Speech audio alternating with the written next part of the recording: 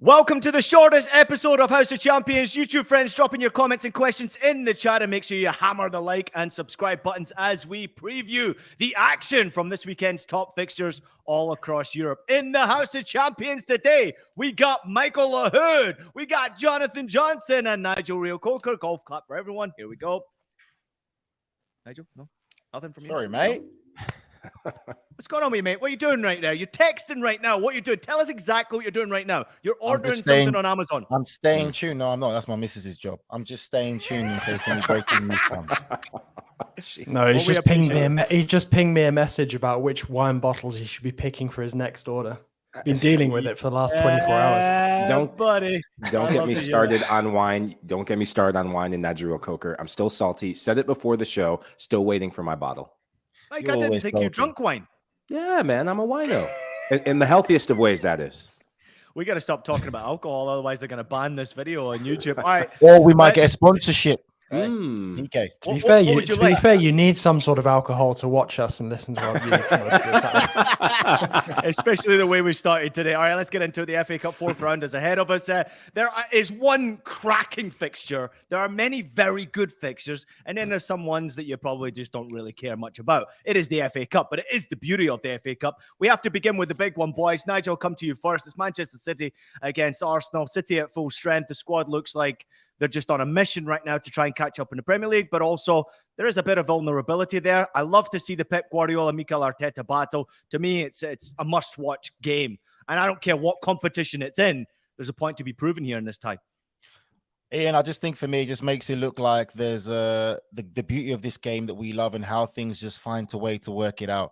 You look at Arsenal's form in the league right now and how important that Manchester City fixtures, both fixtures in the league, is going to play a part. And then now for them to meet in the FA Cup, it's just an extra treat for us. I think these games are going to be watched with such scrutiny to see if there could be cracks also in when they meet domestically in the league. What a game. What a game we're in for. And I love it as well, Ian, because for me, I think this has brought back the magic of the FA Cup. And it's something that people have had a lot of discussions about. And when you get two of the favorite teams to win it coming up against each other in these rounds, it just makes it ever so more exciting if there could be that David Goliath, that underdog story, making it into one of the most historic cup competitions in world football. Well, the master and the pupil, they're going to meet again. It's going to be a very interesting encounter. And I'm going to use one of your words, Ian. There's something not quite right at Manchester City. And I'm going to say that. I don't know what Jonathan and Michael think or what you think as well, Ian. But since Pep Guardiola's had a little bit of a hissy fit, throwing his toys out that pram, in regards to that Tottenham game, I feel he's let out a lot more than we normally see from Pep Guardiola.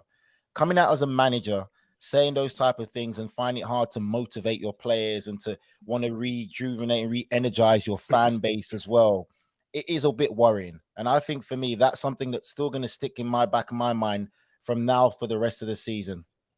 I find it very hard to say there's something not quite right about Manchester City, given the performance they had against a Wolves team that have been difficult to play against. They made them look ordinary. Erling Haaland coming off a hat trick. I think those are very strong words to say after that performance. I do think that it's correct that there are some vulnerabilities there, but we know that there's a difference between Premier League action and cup competition. I'll tell you why. In Premier League action, as of late, City own Arsenal. 13 wins out of the last 16 meetings overall.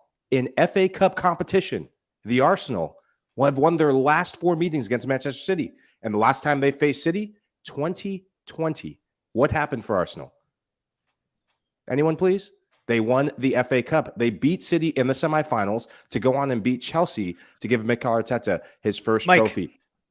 I can't even remember what happened yesterday, and you're asking me about the FA Cup in 2020. Hey, this is the power of wine, man. Yeah, but don't you think that this is a completely different story now? When you're going into it, like I'm a big fan of stats now. I've become a big fan of statistics. But when I go back and I look through stats over 2020, 2019, 18, and I look at Manchester City, obviously, it's just a phenomenal football club. But this Arsenal is a completely different animal now. They want to win every trophy. And you must tell me, you must admit to me that there's a personal point from Arteta in this game as well, Mike.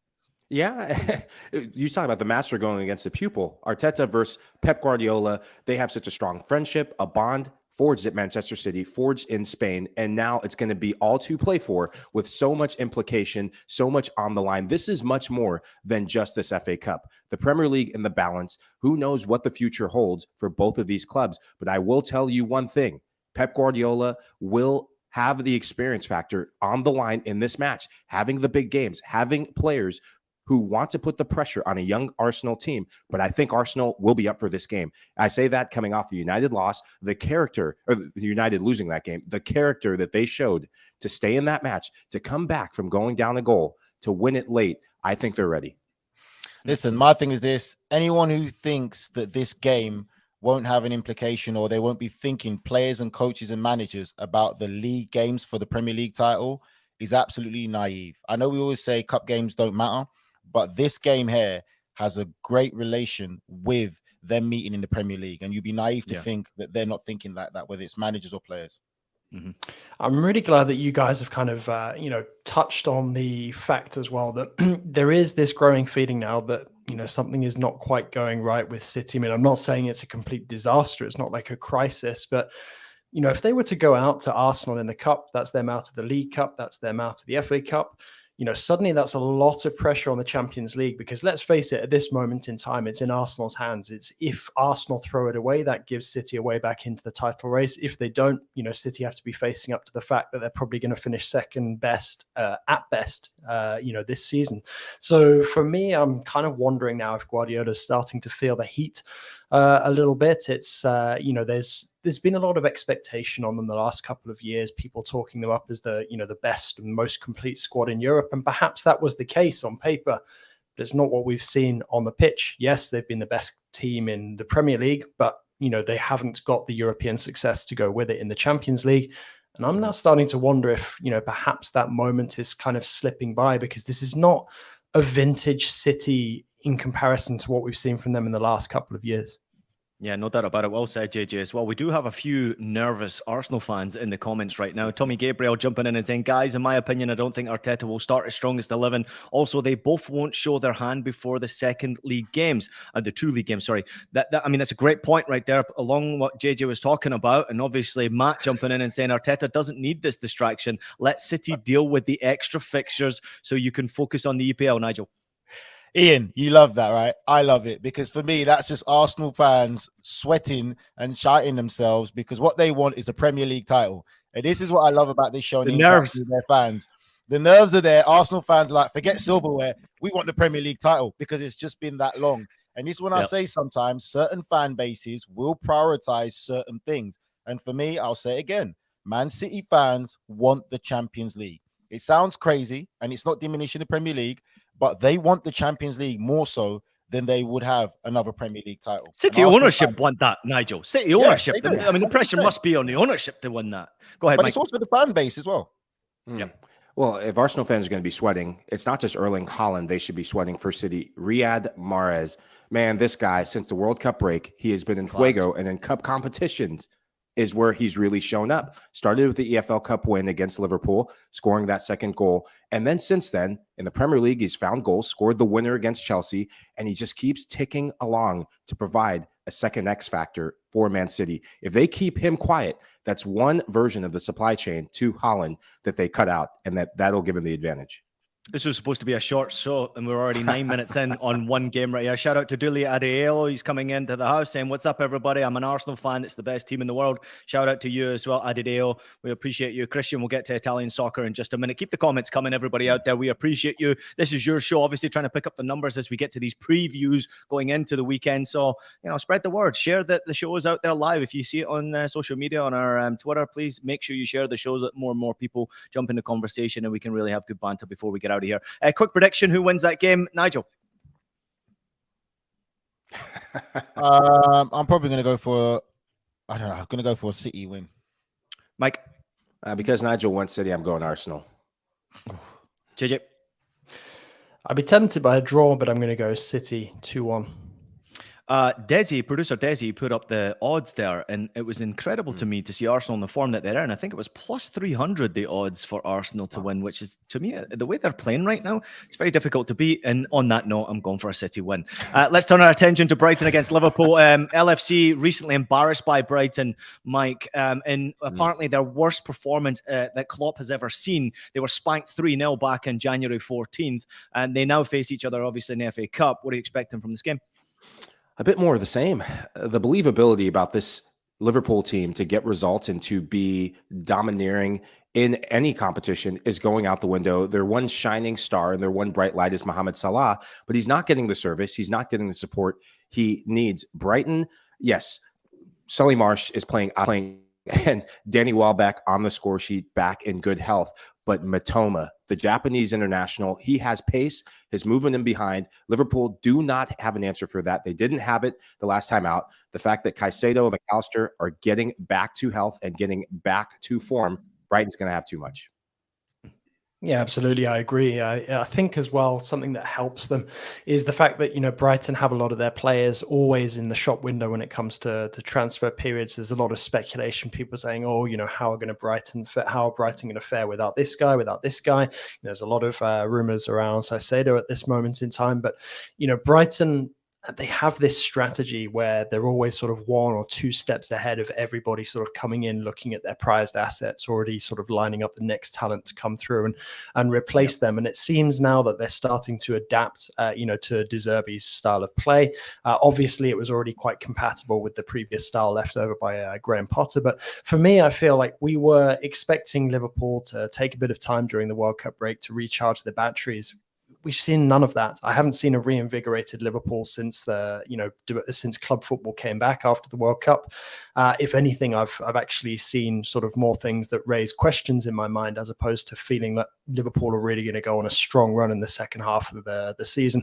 And actually, I think we're reaching the point now where we start debating, are we going to see some big names missing out on European qualification this season? I know the domestic cup doesn't necessarily count towards that, but with Liverpool and Chelsea in the sort of form that they're in, there could be some very unexpected names sort of, managing to get European qualification via the league, and Brighton are one of those teams. And I think this game could again be sort of an example of, well-run clubs like Brighton potentially, turning up the heat on clubs like Liverpool, who are, they've rested on their laurels for the last couple of years, haven't done the right sort of business, the right sort of squad building that, got them to the top in continental terms in the last couple of years.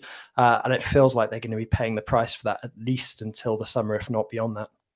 Well said, JJ. Fantastic. You're just on fire today, man. What the hell? I read your article this morning about Vinny Jr. I mean, you're just on fire right now. I can tell you're fired up right now. Nigel, what do you got for a prediction for me, Brighton against Liverpool?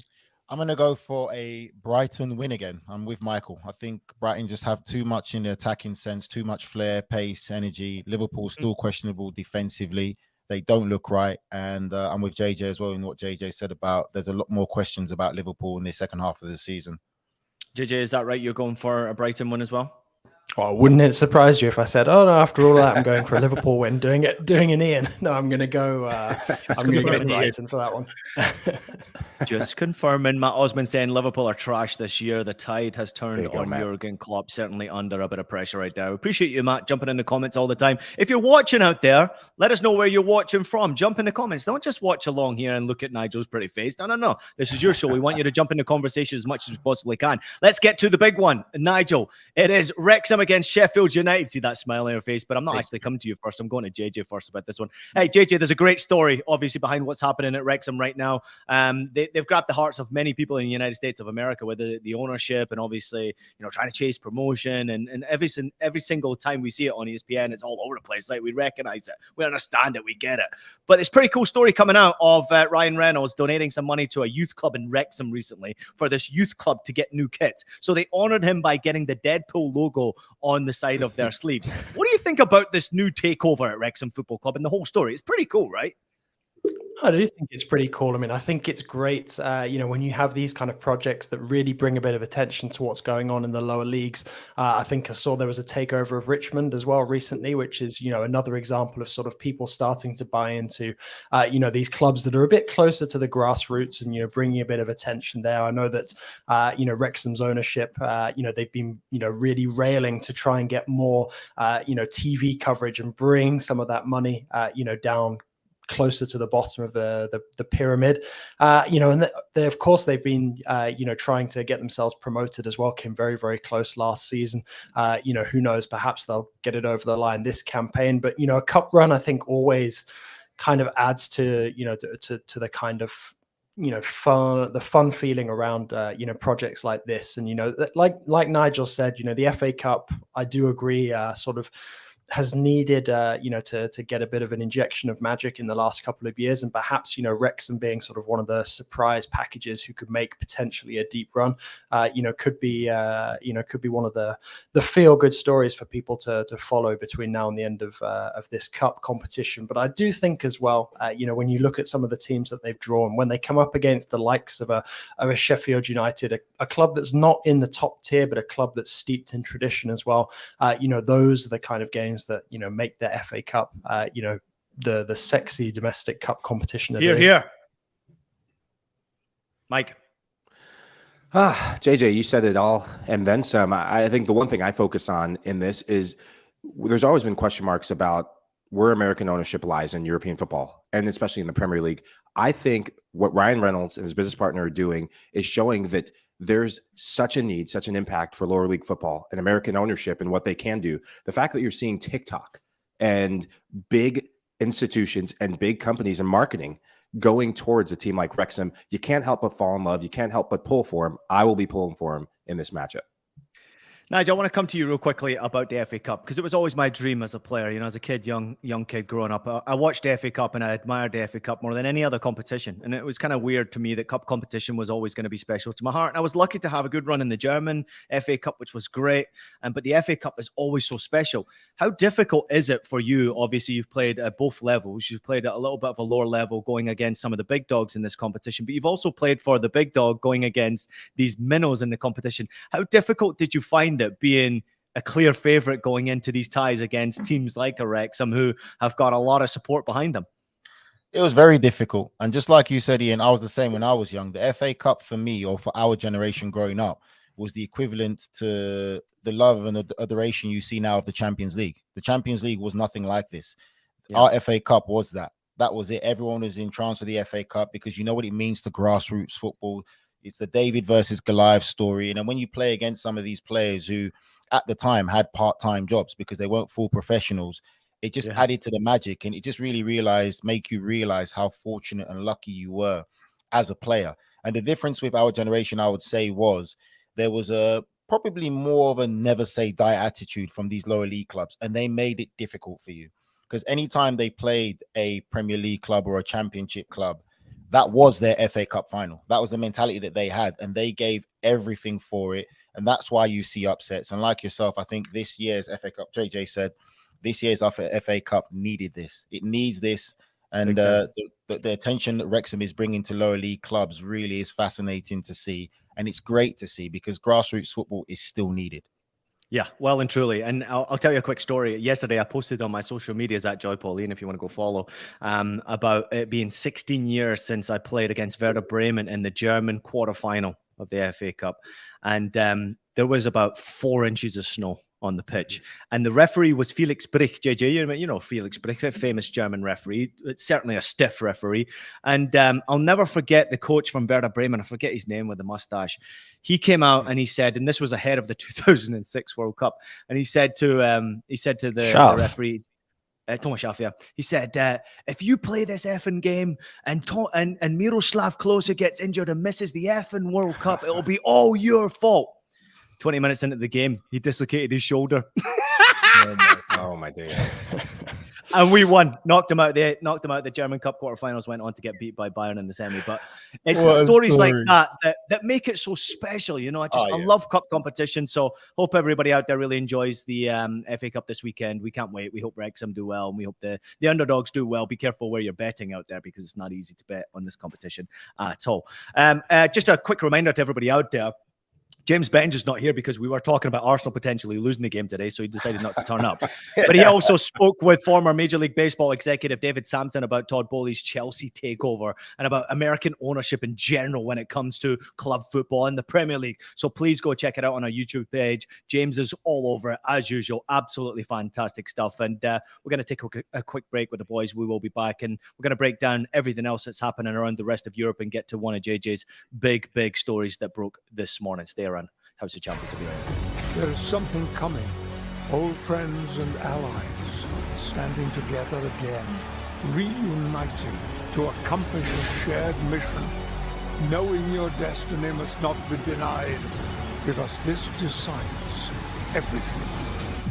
Bengals, Chiefs, the AFC Championship, and at halftime, the world premiere for the official trailer of Star Trek Picard, streaming February 16th on Paramount+.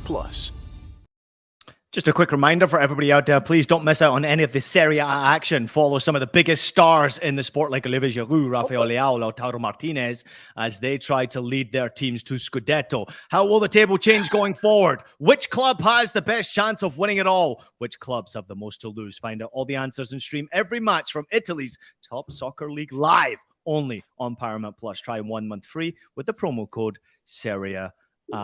Thank you very much, Producer Des, for cutting me off before I finished right there. Not like me to throw you under the bus, but I do appreciate the apology. Boys, welcome back. Everybody out there, you're watching House of Champions. Girls, if you're out there as well, let us know if there's any girls out there. We'd love you to join the conversation. We appreciate you, especially you, BX Gunner 81, who says, no, Ferrari, no, let's go McLaren. I'm a big Ferrari fan. We were discussing this pre-game and pre-show because I'm a big Schumacher fan, so that's why. Musto jumping in and saying Arsenal can win that game, so we appreciate you. Thank you, everyone, for jumping in the comments, but also keep them coming. Nigel, I'm coming to you first because we're going to Italy. It is Napoli against Roma. It's the late kickoff on Sunday. It's first against fifth in the league. Just to let you know, Kvaratskhelia looks like he's back in training. He was obviously missing in action for a moment. He had a bit of a virus. Many people say it's the flu. Who knows what it was? But he is back. And this guy is an important player for Napoli as they try to chase the Scudetto race. Clearly a favourite, especially at home. You'd expect them to win against Mourinho and Roma. For sure, Ian. I think for me, that performance against Juventus is, for me, a real performance that's going to really put that belief and confidence in this Napoli squad that they can actually win the Scudetto this year. I think that was really the statement performance they needed. I don't really see them having any fear for Roma. We know how Jose Mourinho likes to set up his teams. They're going to sit back. They're going to try and frustrate Napoli. But the problem with when you do that with a team like Napoli is they do have the quality. And as that man you say, Quaradona or Kvaratskhelia, is back in training. He can be a vital piece of it. But for me, I still look at Osimhen. Osimhen, for me, is still such a terrific striker. And we can see why he is on so many top clubs in Europe's list of a striker that they want to get in the summer, and he can be a difference maker. You know, Osimhen for me has the form right now of what we saw last year for Tammy Abraham having the same form for this Roma team. But I think that Napoli just have got too much for Roma, and they'll get the job done. I think for me, going into this match, the thing I'm really curious about now is how Napoli process all this speculation surrounding them that they might get dragged into the plusvalenza debate. Obviously, there's going to be a lot of scrutiny on the Osimhen deal and a couple of other transfers related to Napoli.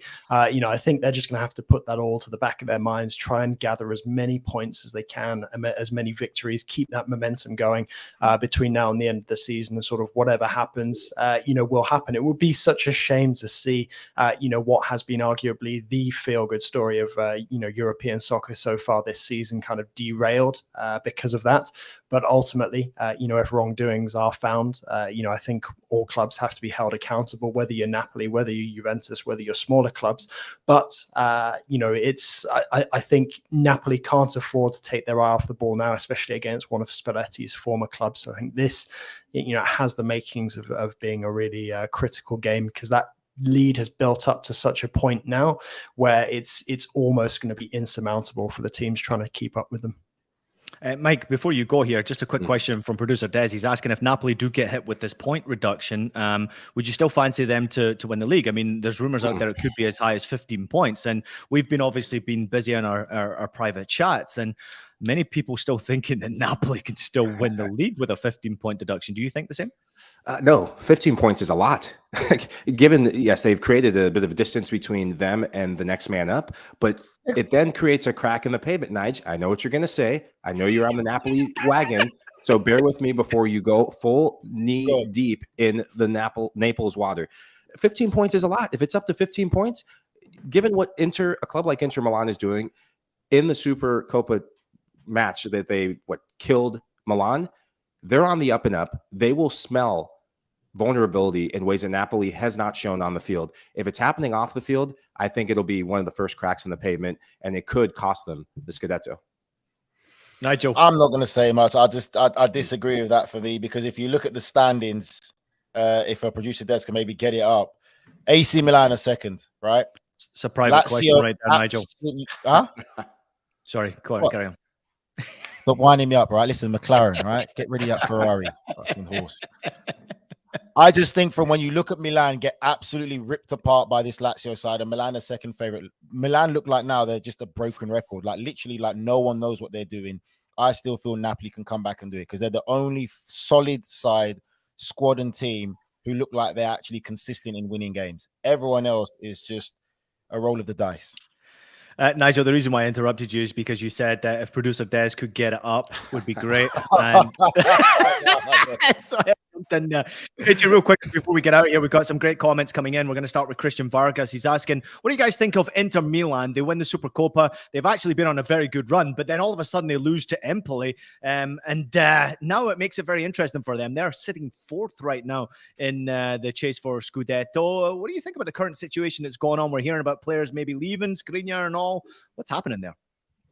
Yeah, it's interesting. I mean, I think to be honest, Inter for me under Inzaghi, you know, they just don't quite feel like they have the pedigree to be title winners this season, unless there is this sort of intervention where Napoli get docked the points.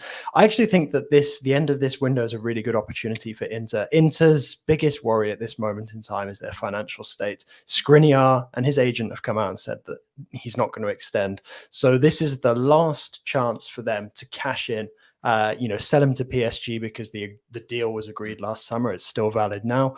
PSG need a defender. Inter, can't afford for him to leave on a free transfer. To me, it makes sense to do that. Perhaps bring in somebody, a free agent or something as a stopgap solution until the end of the season, because really, I don't see, Skriniar or not, I don't see that Inter defense tightening up enough to sort of put them in title contention without that kind of intervention where, Napoli get the points docked. The best thing that Inter can do is secure Champions League qualification again for next season. And I think that can be secured with or without Skriniar. To me, it makes sense to cash in now and then at least salvage something of this financially, because I think realistically, this kind of inconsistency where they pull out these really good performances and then maybe get tripped up in unexpected venues will probably continue until the end of the campaign.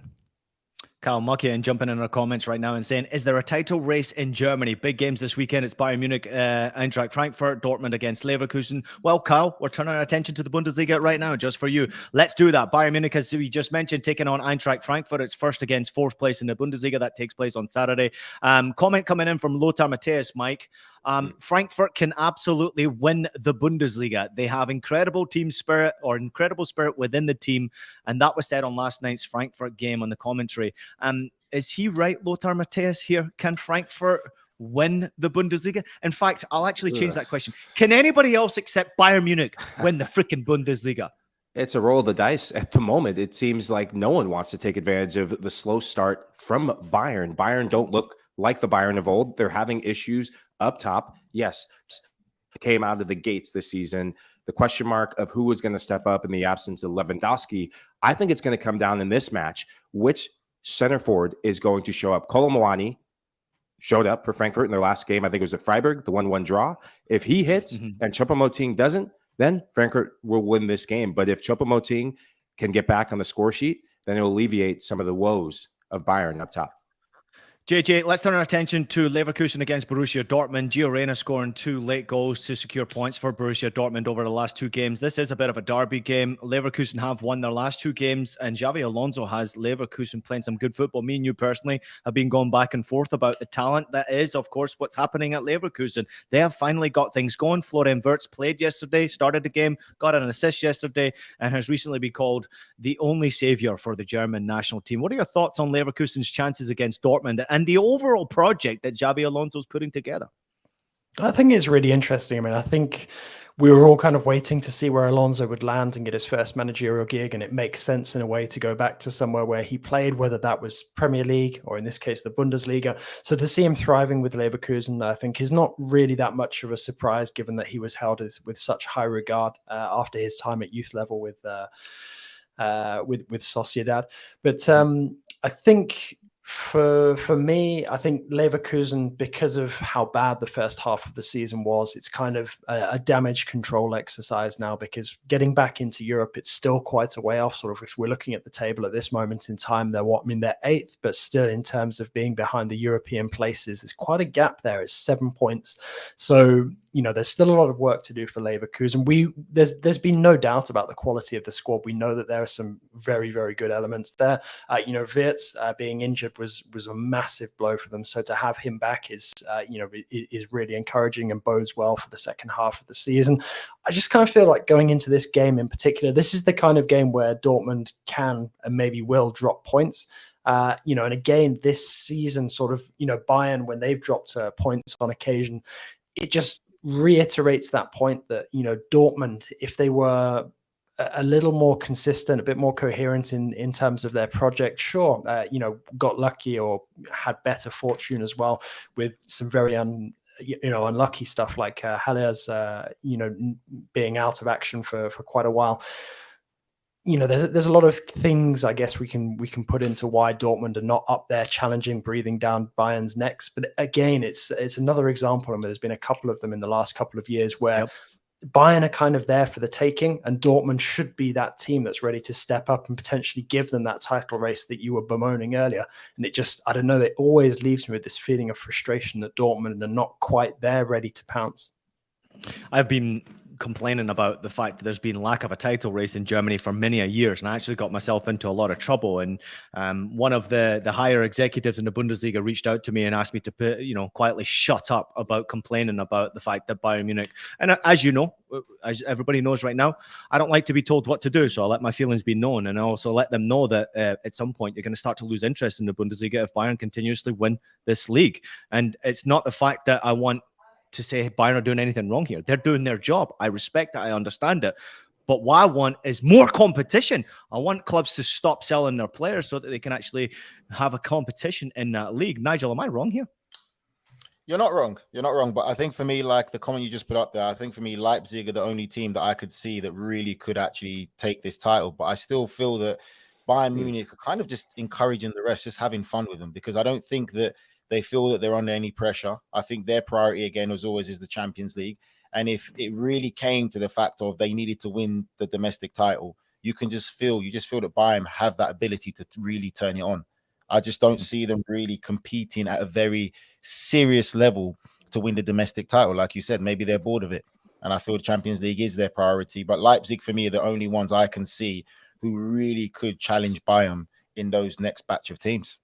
Yeah, real quickly, Mike, before we move on to League and get into, of course, JJ's comments and also your comments about Marseille against Monaco. I want to ask you about Gio Reyna. A couple of times he scored some big goals here, and also putting that hands to the ears. What is your overall thought on that reaction right there? I love the reaction. It's the only thing you can do as a footballer is do your talking on the pitch, not off the field, or have your parents do it. Look, you can't control what your parents do at the end of the day, and that's not a slight on him. You can't control what your parents do, but you can. Yes, you can. Yes, you can, mate. Gio is growing. You could tell his mom and dad, "Let me handle this." Like you can. Like, as I was saying, you can't control what your parents do at times, but you can control how you respond. Everyone in the world is looking at this kid and how he's going to respond, and he's scoring game-winning goals. Look, it's a perfect reaction. And if you're a U.S. men's national team coach, whoever that will be moving forward, you can't help but monitor the situation and be smiling, thinking, okay, this kid still has value to add to this team in the future. All right, let's whip around France. JJ, let's get to it. PSG, Rams, you're going to be at the game. Of course, PSG been a little bit quiet on the transfer market as far as I'm concerned. I guess they don't need to sign many players because they've got world-class host of players already there. What's your overall thoughts? Obviously, there's been news coming out with a little bit of disagreements recently within the camp. Yeah, I mean, I'm looking forward to the game first and foremost this weekend. A chance to see Balogun up close. He's been doing really good things for Reims this season. So somebody for the USMNT centric fans to definitely keep an eye on. In terms of all of that, you sort of storm in a teacup about the vice captaincy.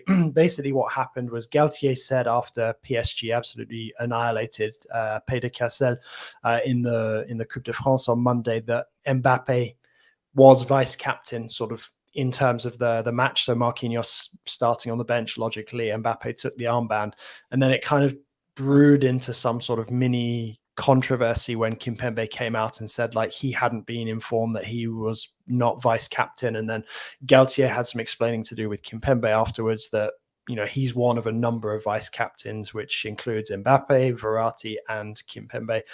So it sounds like the issue was settled in the end, but, you know, very much a bit of fuss about nothing. But again, just an example that, you know, managers have to be careful with what they're saying so they don't put their star names noses out of joint. But the one thing that I would say, I mean, you said that PSG are quite quiet so far this January. I think they need that Skriniar deal. The defense has been awful of late. You know, some of the results have really suffered. Ramos, his form has suddenly dropped off a cliff massively. Marquinhos hasn't been quite right all season. Kimpembe has been out for months, injured now.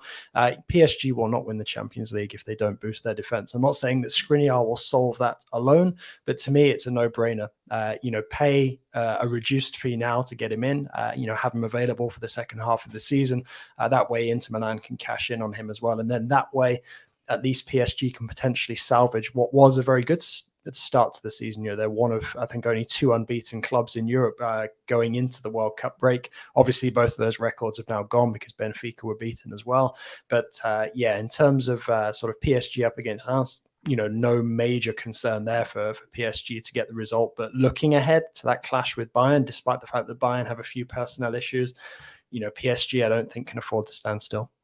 Have you watched Bayern recently, JJ? There's something not right there, man. I'm telling you, man. Something not right there. Hey, Mike, real quickly before we move away from France, it's Marseille against Monaco. It's 3rd against 4th. You got 20 seconds. Tell me. Well, first off, Ale OM, and shout out to OM for the fresh kit.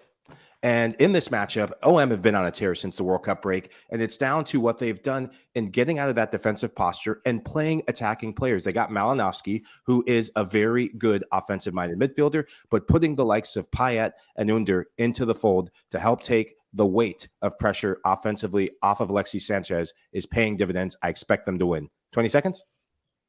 No, it was 21, but good enough. Thank you very much for that. Okay. 21 seconds right there. Yeah, producer Des confirmed that 21 seconds. Come on.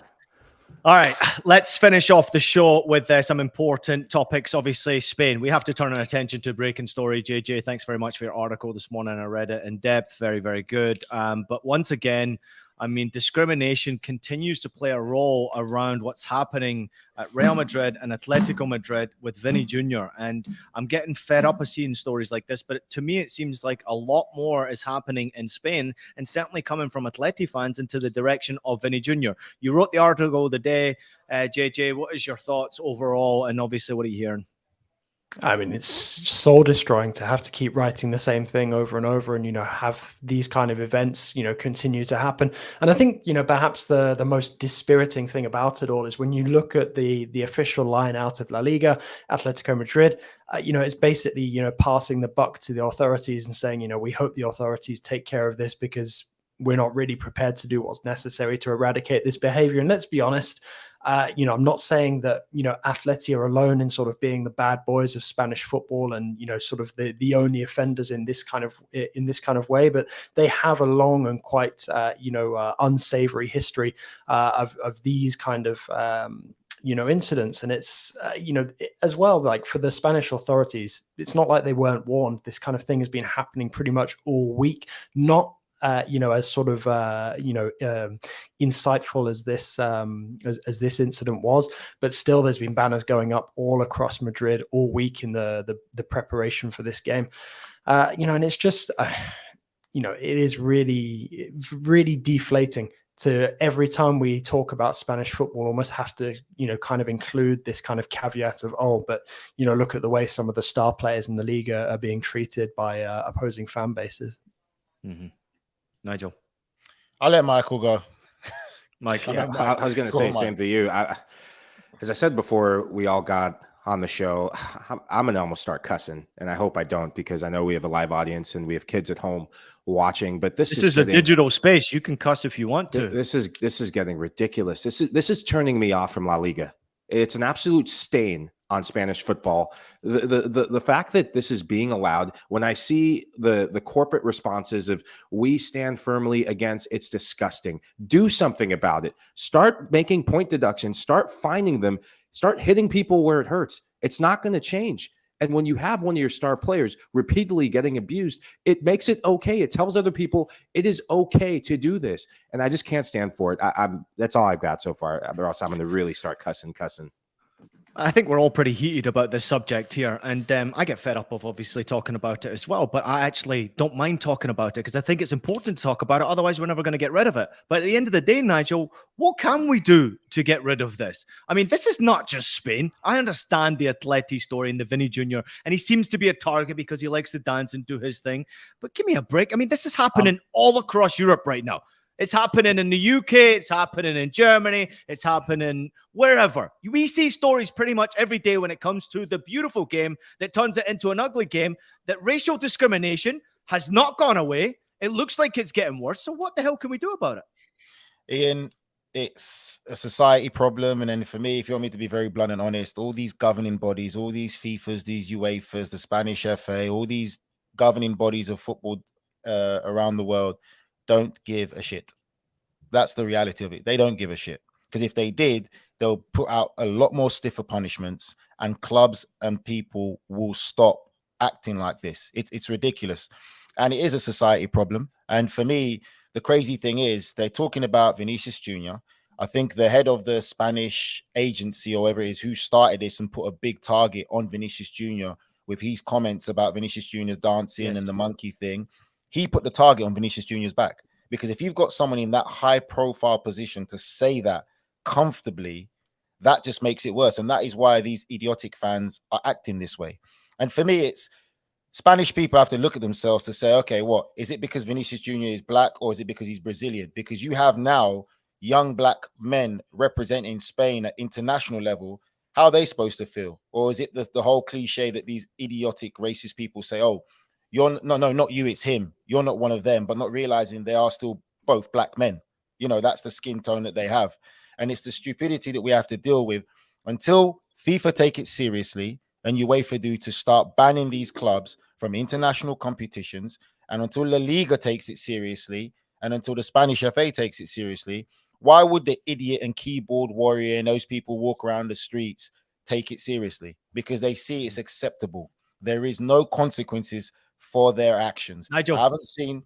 Go on. Real quickly, we discussed it. Me and you have been personally discussing in our private chats about what happened in English football last week with one of the coaches apparently using racial words, and therefore it went to a panel and it was found out that he is not a racist, but he was using racial words. Now, correct me if I'm wrong, but is that not someone who's racist who's using racial words? That's someone that's racist. And like you said, and I like what you said, because it happens all over the world. And I'm not going to say to Vinicius Jr., oh, leave La Liga and then go to the Premier League where you'll be welcome, because the Premier League has its own problems. There's no league that's perfect. But until the governing body of football really takes control of this situation, you're not going to see great change. Until clubs are fined at a real high level and pay real good consequences, you're not going to see any great change. That's the sad thing. Right about now, it's all lip service. I've seen it so many times with all different things, whether it's getting more black coaches, more black reps. It's all just lip service and wordplay, because the reality of it is all these governing bodies don't give a damn. Hey, let's do a separate episode about this, and obviously, I think we can go into deep discussion about racial discrimination across soccer in general. So let's do a separate episode at some point, because I'd love to get many people's comments out there, but also love to get your comments in it. And certainly, I want to talk about the lack of black coaches in the game as well. I think that would be an important discussion to have at some point down the line. JJ just appointed breaking news right there. JJ, if you want to just go ahead and say that breaking news real quickly before we get out of here.